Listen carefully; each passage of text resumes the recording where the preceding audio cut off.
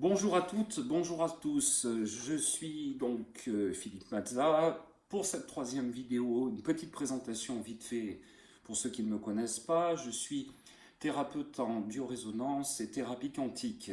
Tout au long de ma carrière, il m'a été donné d'être confronté à travers les soins à la question des 5 blessures et tout particulièrement ces derniers temps à la question des TDAH, TDI.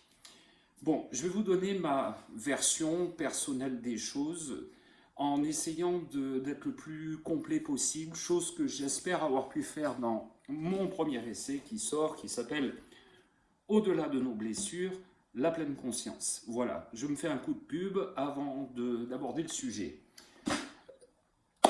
TDAH, TDI, en gros, différence. Voilà comment moi je vois les choses. La différence, qu'est-ce que c'est? C'est une norme qui n'est pas quelque part intégrée dans une catégorie de population. La norme est la meilleure des choses puisque la norme, c'est elle qui permet de regrouper des individus autour de valeurs communes. Néanmoins, la norme est quelque chose qui peut s'avérer limitant dans le principe d'évolution. La norme crée toujours le nombre. Le nombre, c'est intéressant, ça fédère, mais ça ralentit aussi un principe d'évolution. La norme, importante parce que tout le monde s'identifie autour des mêmes projets, mais l'inconvénient, c'est que la norme est quelque chose qui va aussi limiter un ensemble dans le principe d'évolution. Tous les systèmes ont un début et tous les systèmes ont une fin. J'entends par là que pendant des milliers, centaines de milliers d'années, peut-être même des millions d'années, on a fonctionné selon un principe de norme qui était désigné comme étant la norme pyramidale. Puisque c'est si compliqué de faire évoluer un ensemble du fait du poids du nombre et du fait du poids de la norme, eh bien, on désignait jusque-là un chef qui prenait les décisions pour tout le monde. Certes, il est de bon ton aujourd'hui de médire autour du principe de pyramidalité, mais il ne faut pas oublier non plus qu'en son temps, ce principe nous a été utile.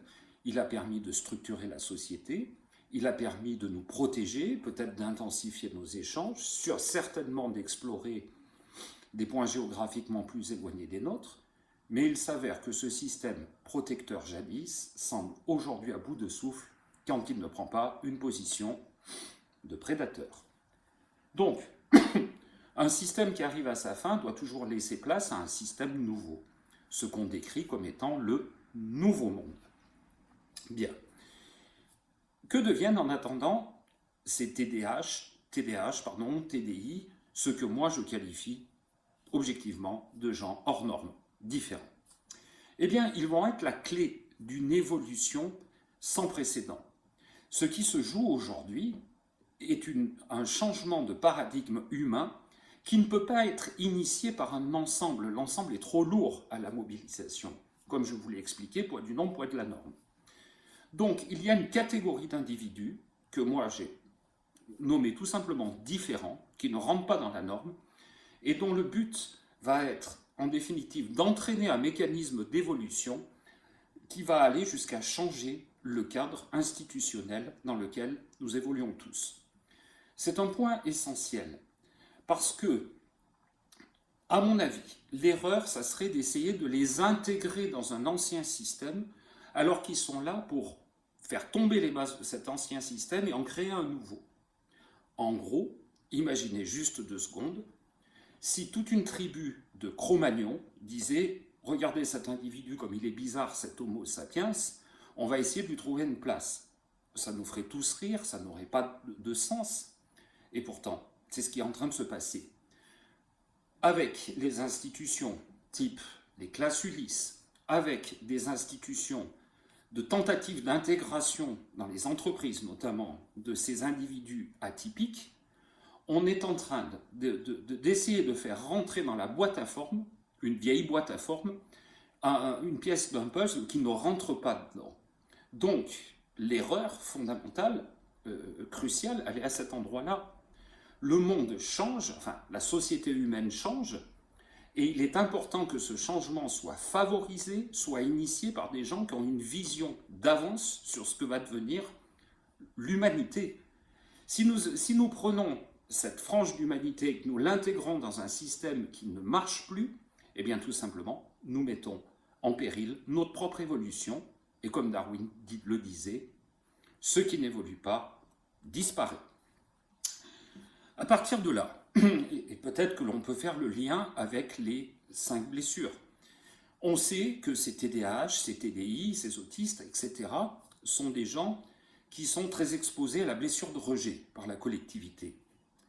Et si nous regardions le rejet autrement, si le rejet collectif correspondait à une demande du groupe de trouver chez ces individus atypiques la possibilité de conduire une nouvelle évolution. Puisque le groupe est enfermé dans une norme et qu'il ne peut pas en sortir, le rejet pourrait être lu comme une demande collective qui s'adresse à un individu qui a toute la latitude du solitaire pour pouvoir chercher les ressources d'une évolution dont l'ensemble va profiter.